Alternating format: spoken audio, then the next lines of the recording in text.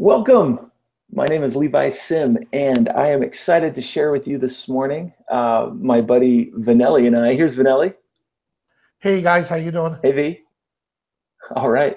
And we're glad that you're joining us. We are ready to share with you some great ways to work with the brand new Perfectly Clear Complete version 3.5, which could really have been a version 4, but they decided they wanted to share it with everybody without cost. And so they made it a 0.5 update. And even though there's all kinds of brand new tools and new features, it was a free upgrade from version 3.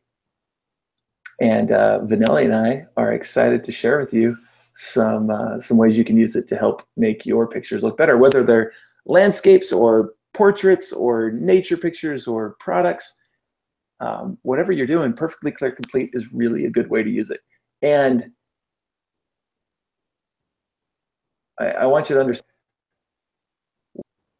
Vanelli and I work with Perfectly Clear to help promote this tool. It's because we use it and we love the way it works for our pictures. Is it right, V? I mean, we're not the as seen on TV guys. We're the guys who actually use it. And so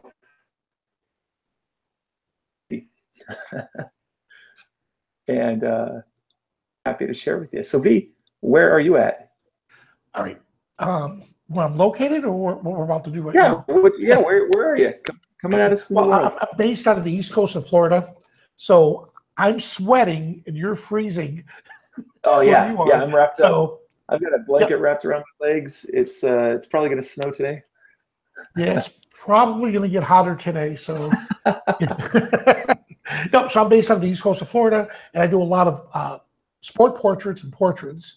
And then recently, I'm going to show a couple examples from our Black Hills photo shootout when they took me out to South Dakota, and I got to photograph some beautiful wildlife. Excellent. Yeah, I can't wait to see some of what you're sharing with us. And yeah, you're going to show us some cool techniques.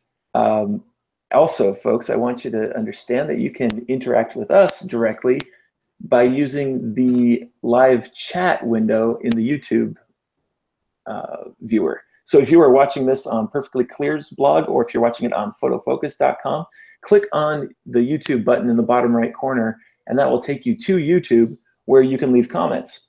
And there's 2 reasons you want to do that. First, you can ask us any questions you'd like, and we will do our best to answer them and direct you live with your questions. Second, and into our drawing for a complimentary version of Perfectly Clear Complete version 3.5. So we'd sure like to share that with you. And the way you enter is just by leaving us a comment right there. You can even just say hello, or you can tell us, like Runbay did, that our video and audio are out of sync, which is unfortunately probably you for Runbay himself. Or you can say, like John O'Hanlon did, I love the new Perfectly Clear 3.5. We'd love to hear any comment, and just saying hello enters you in the drawing. And so with that, V, why don't we get to it? All right, I'm going to share my screen. Excellent.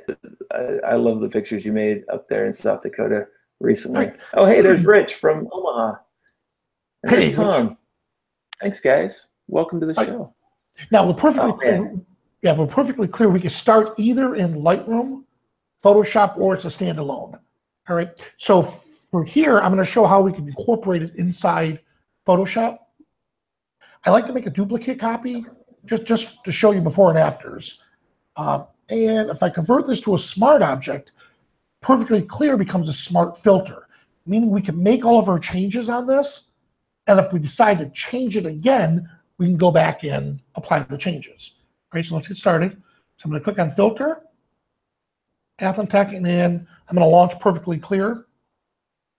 Now, ironically, I showed a buddy of mine this image, and I showed him how to do it in Perfectly Clear, and he asked me if it was cheating. And well, the answer is no, because in the old days, you went into the dark room, and that's where you developed your stuff. Well, here is our digital dark room. So here's Perfectly Clear. Here's before and after. So it's taking a dull image and it's just giving it a little more punch. And all I did here was I started with the base with the intelligent, the auto intelligent feature. Now, when if you're new to Perfectly Clear and you're just starting out, there's a ton of options you have. Don't get overwhelmed. Start with the basics, click on auto, and that usually does a really good job. Then from the right side, start from the top pane and work all the way down. For tone, we were experimenting earlier, Levi and I were. For this depth button, look at the difference. Oh yeah, I love that thing. Yeah, so just by changing the depth button, we can add a high definition to it, or we can have more contrast. And for me, V, I just switch it back, like on every photograph, I switch that and see which one I prefer, because I can't explain it myself. I'm not an engineer, but sometimes I like it on one setting and sometimes I like it on the other. So now here we have it set.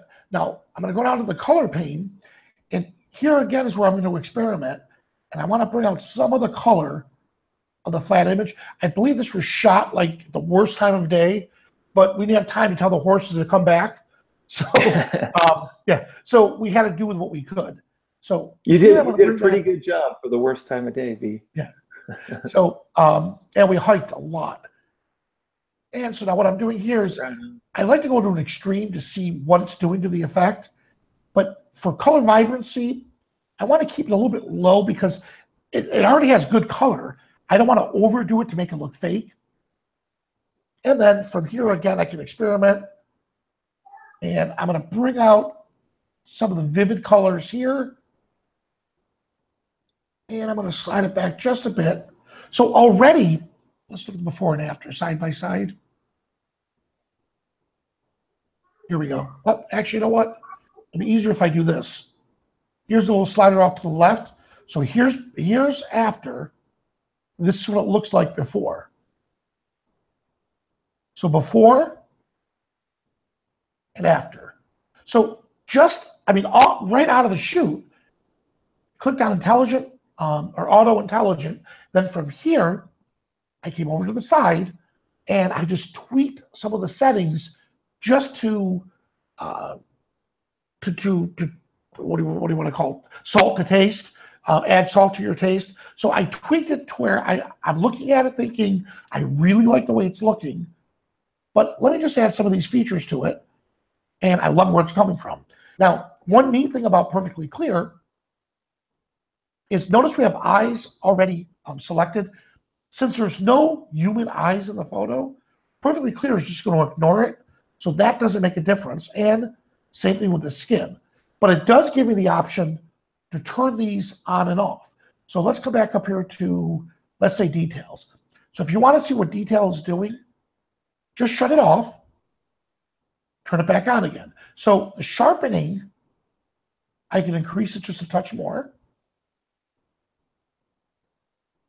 And look what it's doing. And I can dial it back.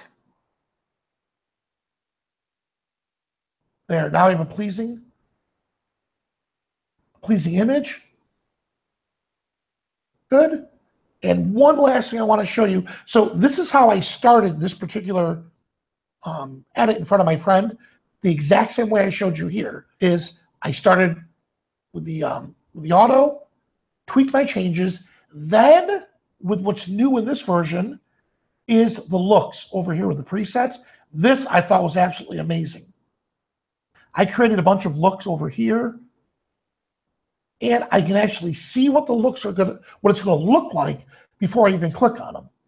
So here's the Vintage Love preset that I'm working on, and that was the one I chose, the Vintage Love Deep.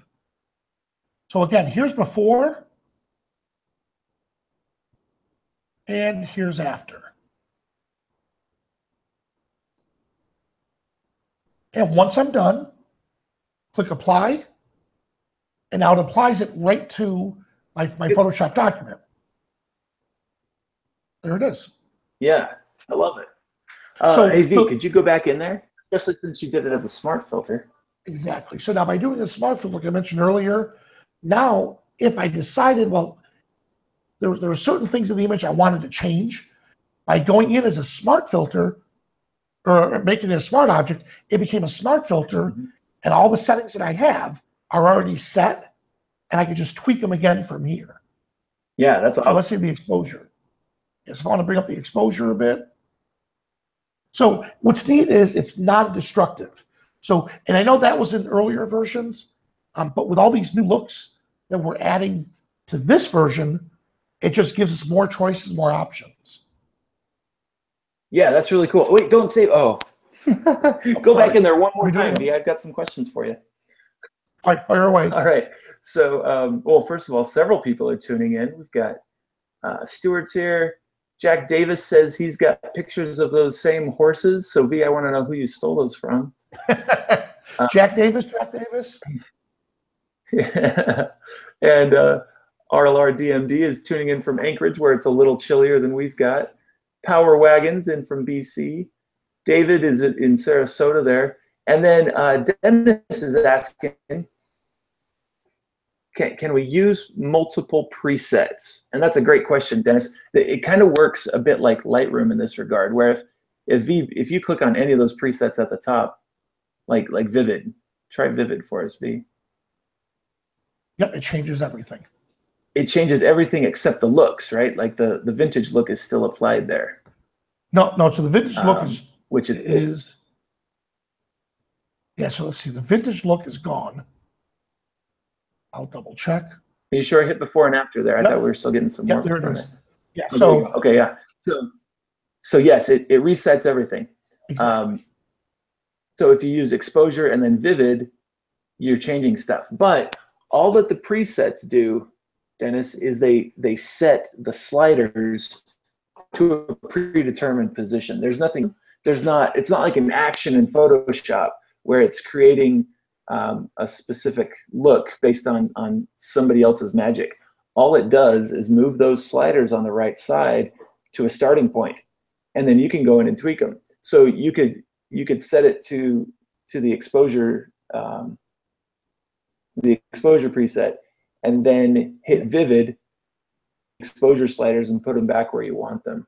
The way that I use and I think you'll agree with this too, V, the way that we use the presets is kind of to learn the software.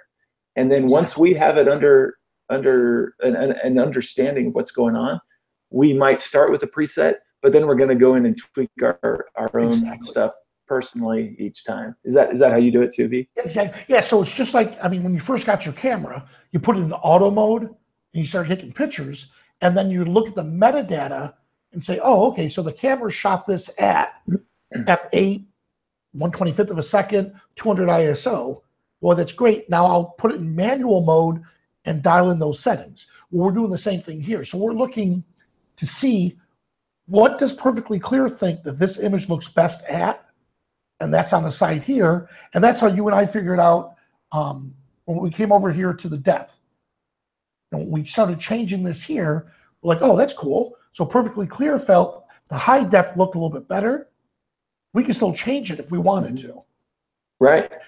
Yep. And this goes into Bruce's question too, about saving presets and how if you switch presets now, what it looked like before is lost. And that I hear your pain on that one, Bruce. Well, what you can do is a workaround for that. So let's say we have it set here, right? I hit apply.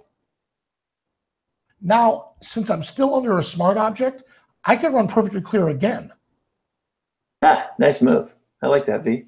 So now that if I run it again, ooh, that looks pretty good. I haven't done Okay, so that's a happy accident. Okay, right. So I'm looking at this. Or you could create a fresh layer, and you could create a new layer with a fresh image. Exactly. And run it again on that one, and then compare in Photoshop. And that's a good way to go. Or you could save your settings to this point as a preset, and then go on and do something else, and then you've got a before after. Does that make sense? Exactly. Yep.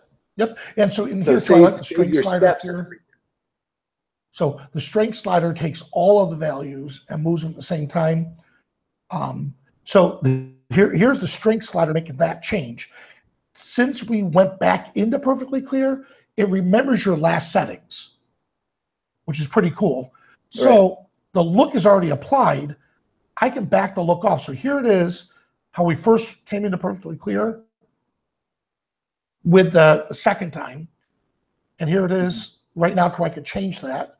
If I hit apply, now I'll have 2 instances of perfectly clear. Right, and you could turn them on and off with the visibility slider. And so yeah, Bruce, I think, and you're mentioning that works okay for small images, but not maybe with 10 pictures that are 36 megapixels each in a panorama. So yeah, in that case, do it all in perfectly clear and use a preset in perfectly clear to save a history spot, to save your spot, and then move on, and then you can compare that way. Yeah. Okay. Yeah, I'm working on a 15 meg file right now, and you saw how quick all of it went through. That's not a 36 megapixel. That's true. Yeah, it is. Well, and it depends on your own computer too. So, and then Power Wagon's got a question too. V, do you know the answer to this one? Oh, I think I do too. He bought Perfectly Clear for his desktop, but can he also load it on his tablet for travel, or does he need to make another purchase? Are you talking about Microsoft, like a Microsoft tablet? That's the question, right? Like if he's using like a Surface Pro. A Surface Pro, yes, you can. You could have it. That would work because that's the full desktop version. Yes. About like an iPad. Yeah, no. Then no, that's a completely different product. You'd have to get the app, which isn't quite as good as the desktop version right now. Am I still sharing my screen, or can I stop? You are still sharing your screen, but you may stop sharing your screen. There it is. I'll switch over to my face for a second. Yeah. So, and keep in mind with perfectly clear, just like any other software, you can install it on as many computers as you want, but you only have 2 active at the same time. Mm-hmm. So you'd have to deactivate it on one and activate it on the other. So yeah. So I do have my desktop is my main working system, and I use my Surface Pro on the road, and that's where I have my second version of Perfectly Clear. Nice. Yeah, that's cool. Whereas I use my iPad on the road, and I don't get the full version of Perfectly Clear on there. And I think that also answers Daniel's question. Yes, you can install 3.5 on your wife's computer without a separate license because you purchased 2 licenses for Perfectly Clear Complete version 3.5. Hey V, Jack was wondering what type of file are you saving? Well, when you haven't saved anything yet in Photoshop, and you're working like that in Photoshop. I save it in PSD layers. Yeah, I like to save it in the end as a PSD. Yeah, me too. I feel like PSDs are slightly smaller, and they both are capable of saving the layers, but yeah, and then I prefer the PSD as well. Yeah, with my workflow is then I'll export it in Lightroom. So any of my finished copies are exported off into Lightroom, for JPEGs, or I'll put it up on SmugMug or one of the sites where people can download it from there. Nice. Right on. And then let's see a couple more questions. Is there any date when the standalone version will support the Nikon D850 RAW files? I didn't know it didn't. And so, but I expect it'll be pretty soon. Does Lightroom even support the D850 yet? I'm not sure about that. So a workaround will be to convert it to a DING file, correct? Convert it to DNG using the DNG converter from Adobe, which is free. Yeah. So well, that's if Adobe is supporting it yet. And so if Adobe is supporting, Andy says it is. So yes, Andy, convert your file to a DNG first, and then it will, then the standalone version of Perfectly Clear Complete port your file. Yes, it does. Rob butchers the NF files, so I use Nikon Capture. Well, that'll work too, Bruce. That's cool. Yeah, so check out, Andy, check out the comments. There's some good ideas for you. Is anybody else seeing that my voice is not with my video? Sync to you begin?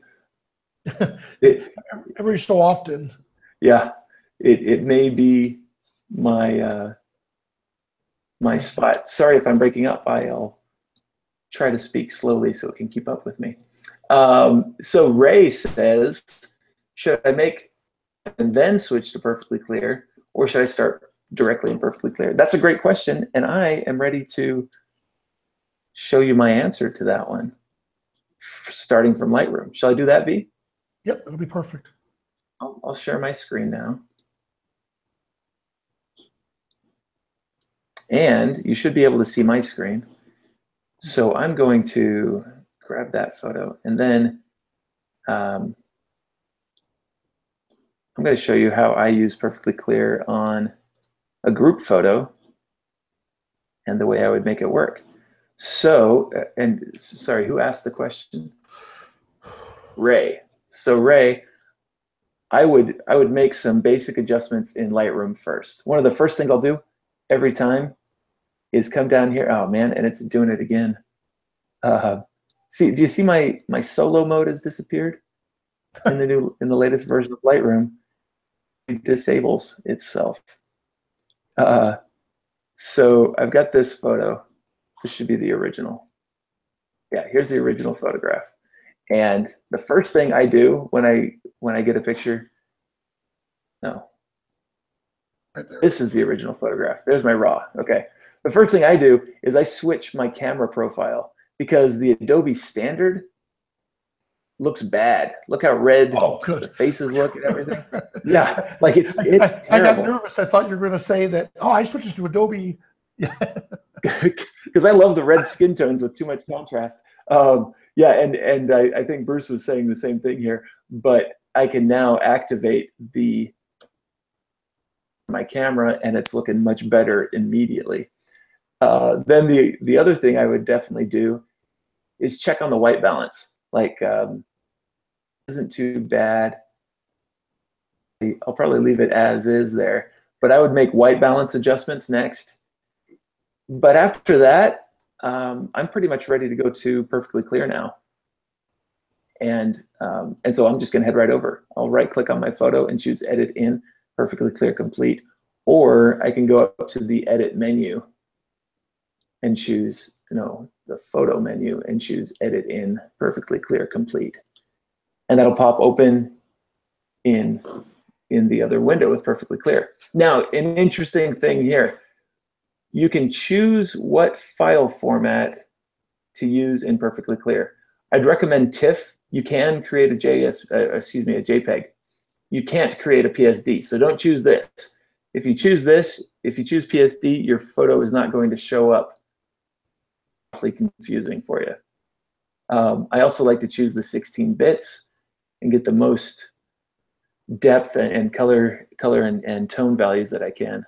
And then just hit edit. And what it does is it creates a new TIFF file. You can see that popping up in my Lightroom down there. So my original raw file is safe, is totally untouched. And it always, like perfectly clear, always does that when we launch it from Lightroom. It always creates a new file. Also, interestingly, if your picture, like when I zoom out on mine and see the whole thing, it doesn't look very crisp or sharp. Like it looks a little lower resolution, and I don't like that. So I usually zoom in a couple times. And once you get up to 69% on whatever your monitor's resolution is, it's going to be crisp and sharp again. And the reason it does that is just for speed.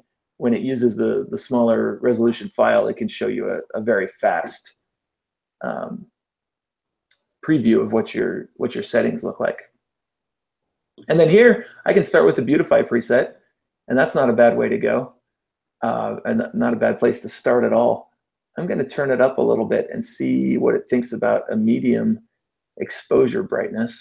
I like that, and I like adjusting exposure in perfectly clear because it doesn't add noise to the dark areas, and that's really important for me.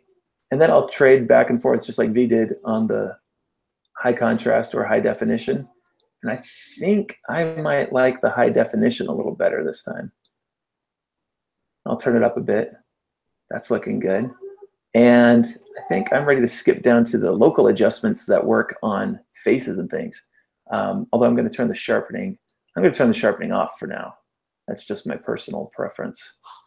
And we'll come in here to the face selection, and you can see that it's recognized everybody's face, which is awesome, because then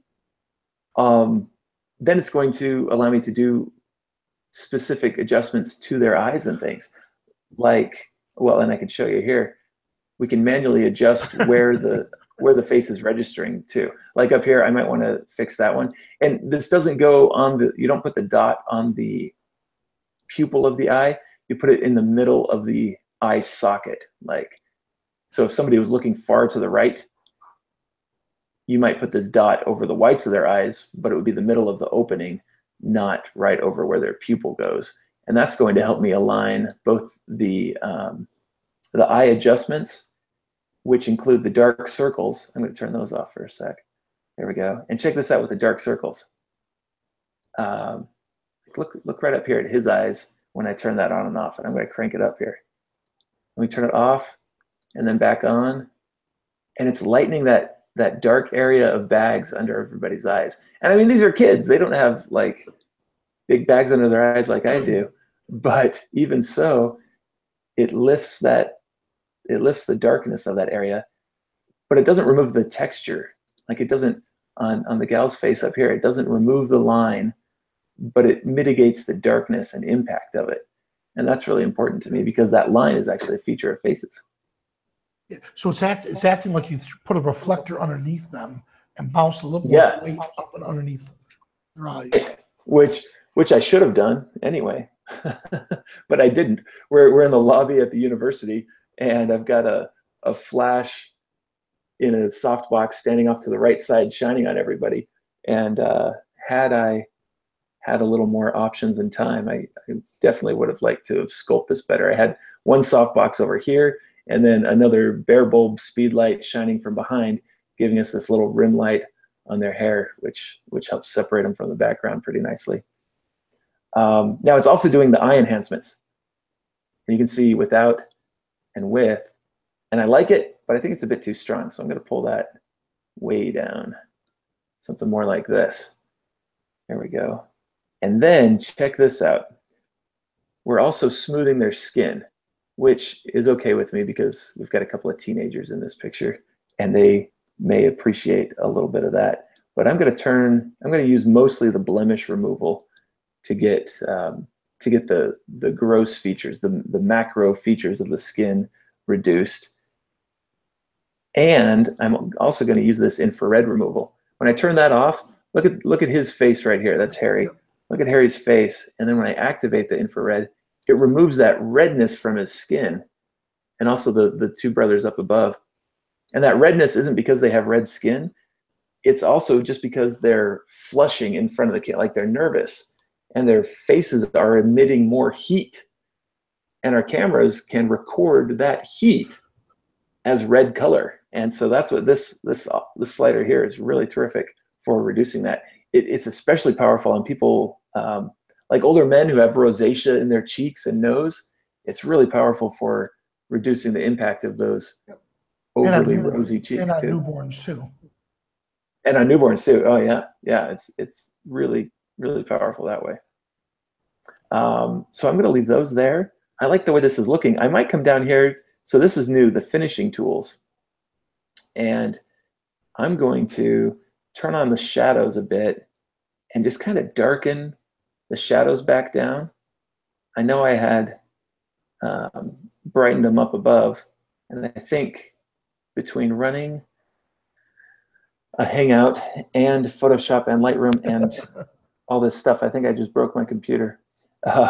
So I may have to turn off perfectly clear here in a sec. But anyhow, I've got the same tools that I use in Lightroom all the time right here, which is terrific, especially if I was using it as the standalone application, because now I can adjust the highlights, the contrast, exposure, color temperature, and everything right here. And then I was also going to grab one of the new graduated filters. We'll have to try that on another picture, V. Yep. switch back take to over? you guys here. Yeah, go for it. And while we do that, let's see if there's any new questions here. Breaking up. Sorry, guys. Okay, I think we're all caught up on questions. Thanks for your questions. We really appreciate it. It also helps us feel like we're not just talking into space. All right, so show us what you got, V. You see my little wrestler? I love it. Did you add some makeup to his arms and face? No. Okay, so yeah, so that's adding a little grit to them already. What I did was they loved it. I go outside, I grab some dirt, put it in a little bit of water, and we put dirt all over them. So this is what we're going to do with Perfectly Clear. Look how awesome that is. Now, in the past, what I would have to do is, so this is a young child, but like a teenager with blemishes. If I ran this preset, and I notice you see all the dirt coming out, if those were blemishes, oh my Lord, they show quite bad. So with Perfectly Clear, what it helps me to do is I'm able to enhance the eyes, skin, and everything before I add this special preset. So let me show you how I did it.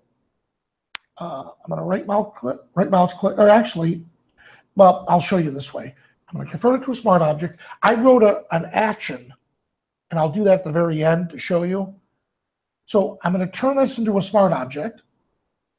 And once again, I'm going to run Perfectly Clear. Once Perfectly Clear shows up, it's going to give us the last, whatever I was working on last, so that's going to be interesting.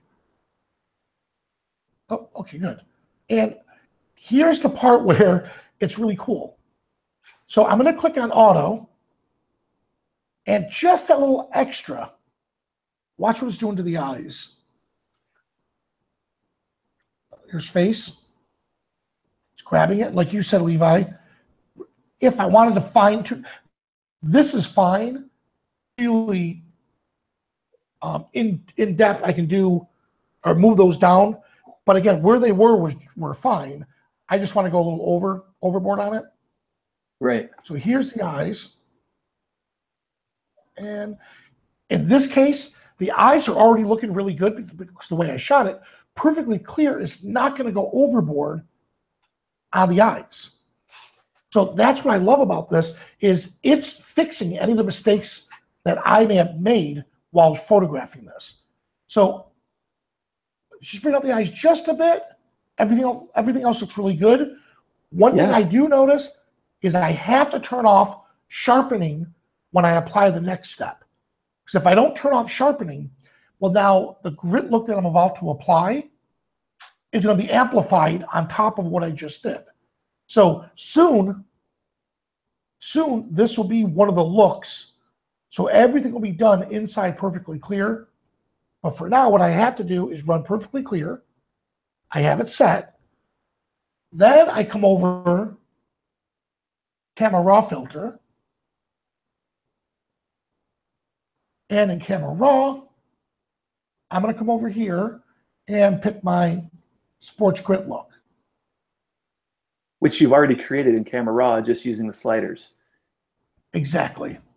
Nice. And then hit apply.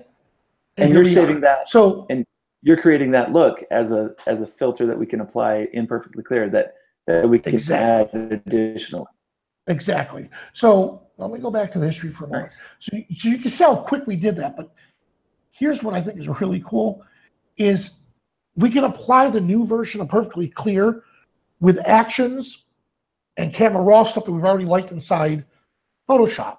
So I already created an action called the Sport Grit Dark. And if I press F3, Perfectly Clear will do the commands I told it to. Or I'm sorry, Photoshop will start object, run Perfectly Clear, then run that raw filter that I created, and we're done. Nice. Oh, V, that's sweet. Like when you shoot a team like this, yeah, you've got what, 30 guys? that you have to put through this. Yep. And again, that's something we're writing on Photo Focus, to where you'll come over to File, and you would think it's going to be batch processing, automate batch, but it's not.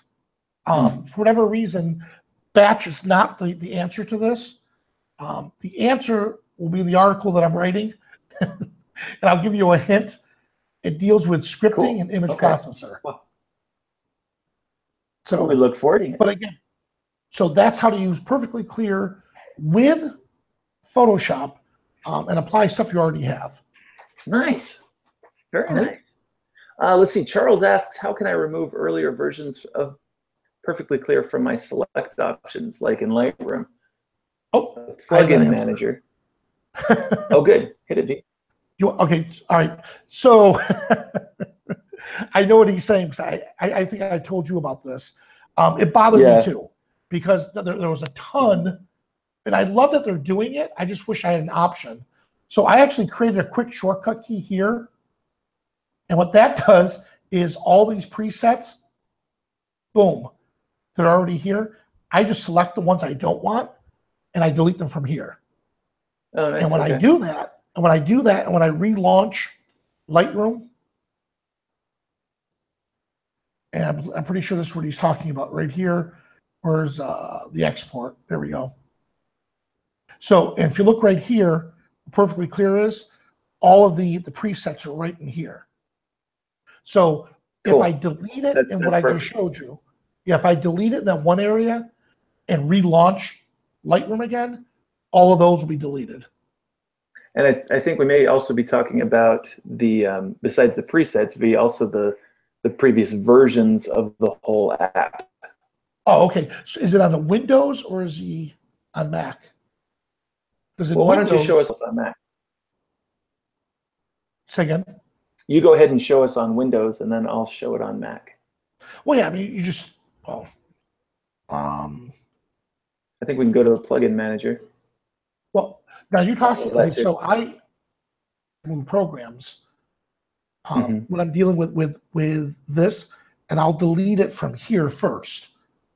Or if you had to, the app manager. Okay. Yeah, the app manager is a great way to do it. But that's only for version 3 and newer. Yeah. So version 2, it won't show up in there. Exactly. So that's why I did it through Windows, and I just went in through my add remove programs, removed it, and now we're set. But in the future, the version 3 and above, you could use your app manager here. Yes, which is cool. And yeah, so he's in Windows also. Charles is. Gotcha. And it looks like Bruce found a way to write an uninstaller for it because it was orphaned. Bruce, and you're asking me what the script language is. You know more about it than I do at this point. Yeah. So so Charles, you want to go into your in Lightroom, which is under the File menu, and then go. Oh, I should share my screen, huh? That would be better. Here we go. And then let me show you that again. File, plugin manager, and that's the same on Windows, right, V? Interesting. Yes. Yes. And then you can just come in here and you can disable or remove any of those plugins that you have connected to your Lightroom. Yeah. And it's possible that I can imagine it's possible anyway that even if you've removed it from your computer, I can imagine it still showing up in your edit in list in Lightroom, which would be really frustrating. But that's how you would get it out of your edit in list in Lightroom in that spot, Charles. Let's see. Is there any way to get the sliders set up so that the left shows one preset like Vivid and the other panel is another preset like Sunset? In other words, setting it up so that the left panel is something other than the original photo. I don't think so, Elise. Oh, yeah, no. I I don't understand what you mean. So Right. you do comparisons. Yeah. Like I say, I think the way to do it would be to create the preset and then just click on the alternate presets to see it. I'll pass that along to the guys and we'll see about it. I'll share all of these comments with our, or not with ours, but with Perfectly Clear's engineering team, and they'll appreciate your feedback. So like V and I, we don't work for Perfectly Clear. We are photographers and we're educators, and we write for photofocus.com, and we love using Perfectly Clear, and that's why we're here. But when you say things like scriptling, my eyes glaze over, and I have no idea what to answer you for that. I can barely make my camera work, you know? Oh, jeez. Don't ask me to make the computer work too. Hey, interesting. Can I show the raccoon eyes real quick? Now that Yeah, you do that while I queue up a landscape. All right, perfect. Because so RLR DMD was also just asking about a landscape. So, well, I'm glad you brought up. I'm gonna go back to Photoshop. Here we go. Levi brought up the fact that yes, we get to talk to the engineers, and this was one of my favorite new presets that they created. If we come in and notice, she's a young girl. She still has some little bags underneath her eyes. That was strictly my fault on the way I lit her. It was broad daylight. I didn't use a reflector underneath her. So yes, I got a little raccoon eyes. Well, sitting in a restaurant in England with our producer, Rich Harrington, and we're talking about raccoon eyes. And so they mentioned it to me. And they said, well, what's wrong with this picture? And so Brad, who runs Perfectly Clear, is the owner of Perfectly Clear, I looked at the image and I said, well, that's raccoon eyes. And he said, well, what's raccoon eyes? So I explained why you get raccoon eyes. And about 2 months later, look what they put in to Perfectly Clear. Yeah. So it's neat that this company listens to the stuff that we have to say. So here's raccoon eyes. Look at that. That's so great. Let me zoom a little bit closer. I think that's one of my absolute favorite features. There we are. And there it goes. So even if they're a child, and if you don't, as from a photographer standpoint, if we don't light it correctly, then we're going to get raccoon eyes. So that, the dark patches look cute on raccoons, but not really on our subjects. So good for raccoons, bad for 9-year-olds. Yeah, and then again, we can take it further. Let me get to it. And we can take it one step further. And these are a lot of presets that are already built into Perfectly Clear. So these look effects, if we want to turn into nice and black and white,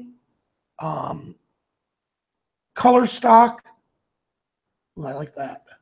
So these are ones that are already coming free with Perfectly Clear, and then you could purchase other ones. Let's see, I have the split tone. Yeah. Then later you could purchase other ones. So the neat thing about this is with version 3.5, it's constantly evolving. So not only do you get Perfectly Clear, but now you have ways to create your own looks, save your own presets, and if you don't have time to do that, you just purchase them through the App Store and just apply or have them automatically installed. So you're spending less time editing and more time shooting. So, but I really liked how that came out like this. All right, well, that was my raccoon eye fix. That's great. That's perfect. Thanks, V. Let's see. Okay, Charles has got to duck out. Thanks, Charles. I'm glad you tuned in. And we're in our last stretch here. Remember, everybody who has left us a comment on the YouTube page is also entered to win a complimentary license of Perfectly Clear Complete. So if you'd like to enter that drawing, just come on over to the YouTube page and leave a comment. You can just say hello. You can say, man, I wish I had a beard like Vanelli's. You can leave anything there. And even better if you've got a question that we can help answer for you. And Bruce says, is it best practice to deactivate or uninstall 3.2 before 3.5? Yes, and so Bruce, the app manager should have taken care of that for you. If it doesn't, we might need to talk to but you can completely throw it away, and that won't hurt anything. But yeah, you can get rid of it. Thanks, Paul. We're glad you're watching. So let me show you a landscape photograph. Oh, I've got to share my screen first of all. Here we go. V, I think you know this guy. I got to take, Abe from B&H was in town when I used to live in Portland, and I took him and a few people from my photo club up on a hike to see some waterfalls, and so we made some waterfall pictures. Ultimately, this is a vertical panorama, and I also shot it in brackets, and ultimately I'd like to hang up this big picture, but let's start with just a single piece of it. The problem with photographing waterfalls is that they are like, you can't make the right exposure for it, because in order to have the water not blown out, I need it to be dark, but that makes the surrounding areas dark. And then if I make the surrounding areas bright enough, then the water gets blown out. So all of these I've shot a bracket for each of them. But I don't necessarily need HDR to make this picture work right, because it's not really a high dynamic scene. It's the same amount of light shining on everything. It's just that certain things have different tone values here. But using perfectly clear is awesome, because like I said before, it brightens the picture without ruining it. Oh, I want to check my calibration here real quick. There we go. Let's switch that to natural. Perfect. Now let's go over to perfectly clear complete. And yes. And so I'll show you that I can brighten the photograph, and then I'm going to show you some of my favorite things about it, because it works so beautifully. And I mean, I use it daily in my portrait work, but I also use it all the time with my my landscape work, because of what it does with colors. So my picture was dark. Let's maybe start with a fixed dark preset. It's a bit too much.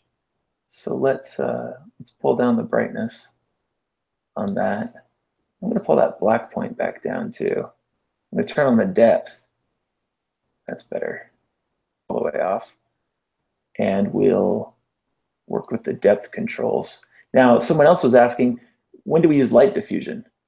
And the light diffusion kind of eases the transition between the highlight and shadow areas and reduces the brightness of the highlight areas a little bit. And so I actually end up using it more often on my landscape photographs than I do my portraits, because my portraits, I'm usually controlling the light in them, and so I don't need to add the diffusion.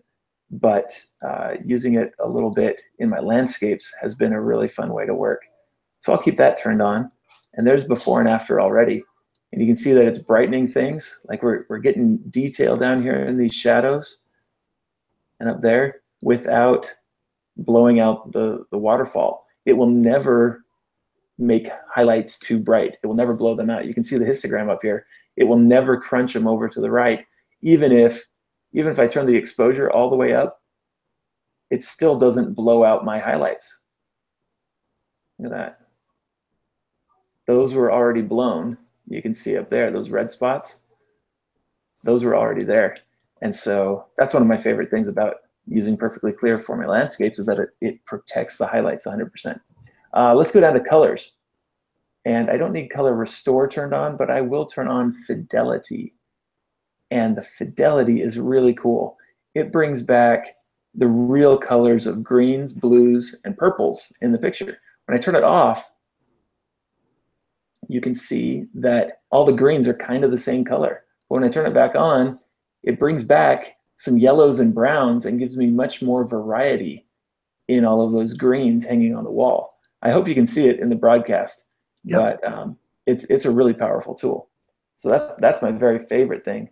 Now that I turned off that color restore, color restore is kind of a contrast control as well. Now that I turn that off, I'm going to go back up and increase the depth a little bit, I think. Oh, that's nice. I like where that's going. And so I can show you the before and after as well, like that. And yeah, that color fidelity button is just so powerful when working with landscapes. Got these enhance buttons. Like when I've got a blue sky, I'll turn this on and choose a different, choose the different colors of blue that it enhances and adjust the strength, and it's really cool. But right now we can also do foliage enhance, and we can turn on these different feelings for greens and get more life out of them, get more pump. But I don't think I want that one on the green. Let's try forest green. That one's a little less fluorescent looking. And I don't have a standard that says this kind of picture always gets this setting. I just need to move it around and try it. I also really like this one because it adjusts the browns in the image, the red tones, and brings them some life. And when you combine reds and greens in a landscape, it just feels so much more real and so much more natural. So I like where that's going. And then, of course, the noise and sharpening are good. It says noise has been detected, but I'm just going to deactivate it and the sharpening for now. And the last thing I might do is that occasionally I'll come into the skin settings and I'll use that infrared removal to adjust the intensity of reds in the photograph. Like, just because it says it's for skin doesn't mean I have to only use it for skin. So break out of the box a little bit with some of these. And I think, so there's before and after. I like where that's gone quite a lot. Let's just save that. And then I'll make some more. Oh, I forgot to do the local adjustments in Perfectly Clear, but I can make local adjustments. I can put a vignette on things. I can do all the little finishing tools. But I definitely go to Perfectly Clear very early in my finishing, and then come back to Lightroom or come back to Photoshop or come back to Luminar and apply further looks and stuff, and really put the finishing touches on stuff. But Perfectly Clear. Yeah, it's funny you're saying that, because sometimes after I'm done doing major edits to an image, I'll run it back through Perfectly Clear one more time, especially if I'm creating a painting. If I'm creating a painting, right, I'll go back into Perfectly Clear, and it's like it's consultant, and I'll ask, hey, what do you think of this image? What would you do different? And sometimes it works, sometimes it doesn't, but I like that little extra just to see. Yeah, for sure, for sure. So I hope that helps with some of the landscape ideas. And let's switch back to V for a second here. I'll stop screen sharing. There we go. And wish we could see what V sees. Oh, you guys didn't see anything? Oh no. What do you do? Saw everything. You saw everything. I saw yours. Oh no. You mean the entire time you were? Oh, the entire time I was showing your screen, which still should have seen it.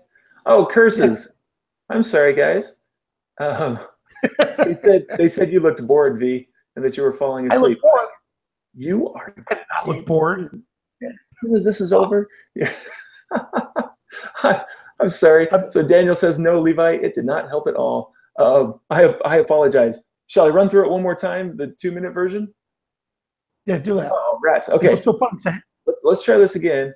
And I'm going to share my screen. You guys should now see my screen. Tune in and tell me you can see my screen and me moving a window around. Yes. Yes. Okay, great. Here we go. Going back. This is my picture. I'm starting here with a too dark photograph. Then we're going into Perfectly Clear Complete.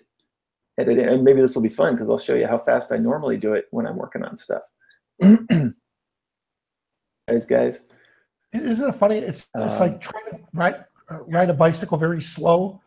Yeah. Yeah. But you're so used to doing it fast. Start. Exactly. We'll turn off the color restore for a sec. We'll pull the brightness down on that one, but you can see up there on the histogram, that it never blows out the highlights. And we'll keep that on. We'll turn on the depth, pull up the control. Incidentally, anytime I make a brightness adjustment and exposure adjustment in Perfectly Clear, I also make a depth adjustment. Those two just combine really nicely. And you should always plan to turn on the depth if you're making a brightness adjustment. All right, light diffusion, there it is.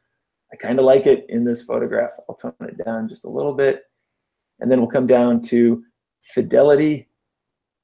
And you can see now that it's altering the color of the greens in there and giving me much greater variety than I originally had. Let's turn that up a little bit more.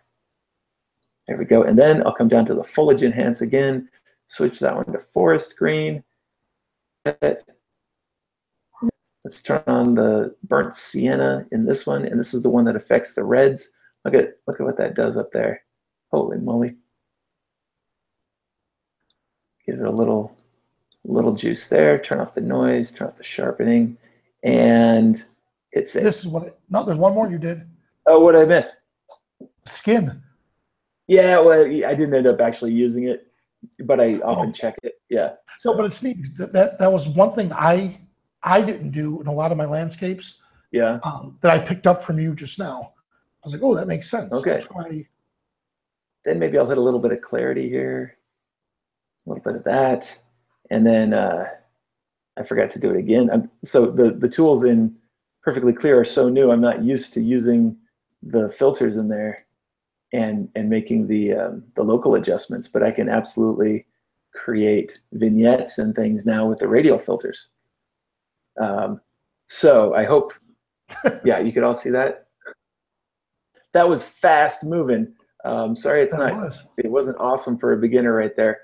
But basically, all you have to do in Perfectly Clear is go in and move a slider. And if it looks bad, move it back. And then move another slider.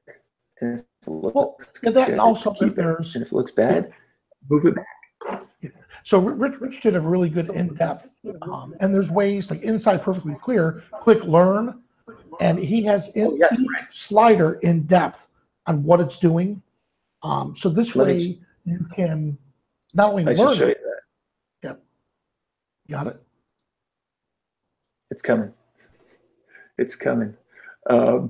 Thanks for joining us, gang. I'm going to draw our winner right now, V, before people have to finish their lunch hour. And it is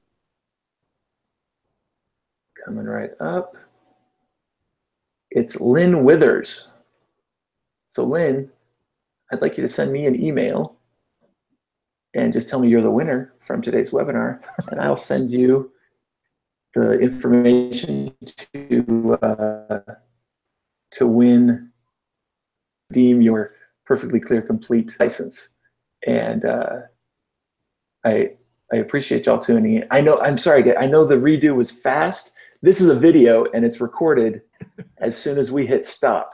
And you can go back and watch what I did in the 2-minute version, and you can extend it and press pause and see the changes and rewind. So I apologize. My email, Lynn, is levi@photofocus.com. So thank you for joining us. And V was just talking about the, let me share my screen again. Make sure I'm sharing my screen. All right. And let's see, where'd the learn buttons go, V? I'm looking at yours. Did we move them into are they in the apps manager now? Yes. Yes, let me pull up my apps.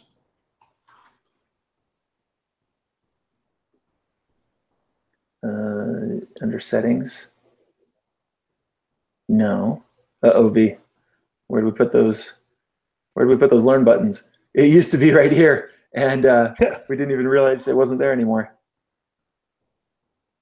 Well, if you go to the website. Yes, so there's a bunch of resources on Perfectly Clear.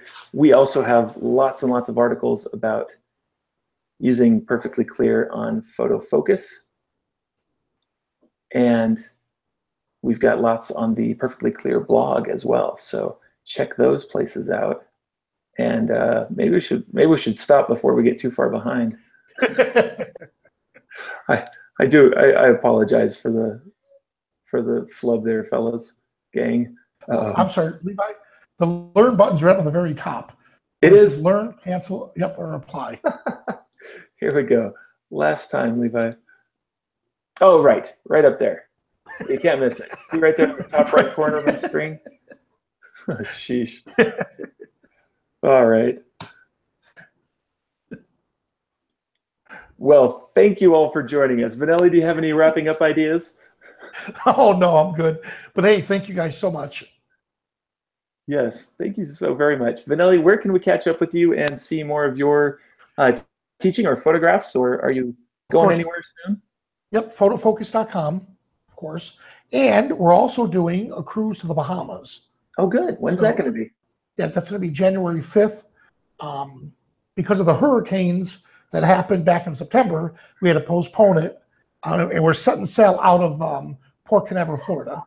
So we have about a dozen models, dozen photographers, and we're going to teach portrait and how to photograph model comp cards, headshots, how to deal with ambient light versus studio lights, and so on.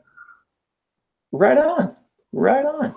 That sounds like a whole lot of fun. Where do we find out about the cruise? Yeah, vanelliandfriends.com. Perfect. vanelliandfriends.com. Well, thanks, V. That's exciting. Also, Vanelli, you're joining me and Jason Hahn.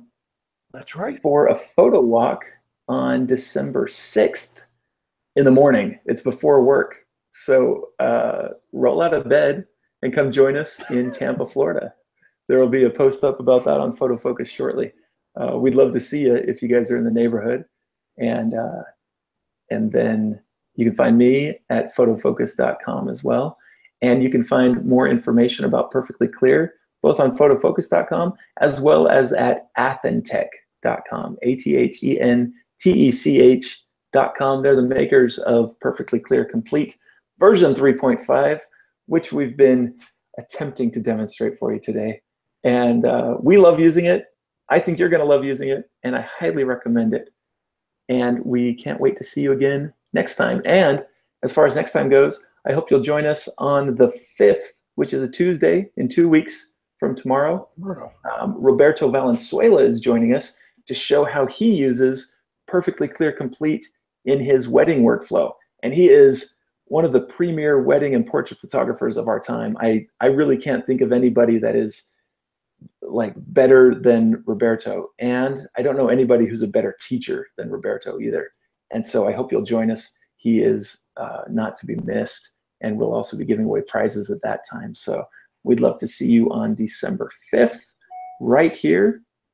Until then, have a happy Thanksgiving.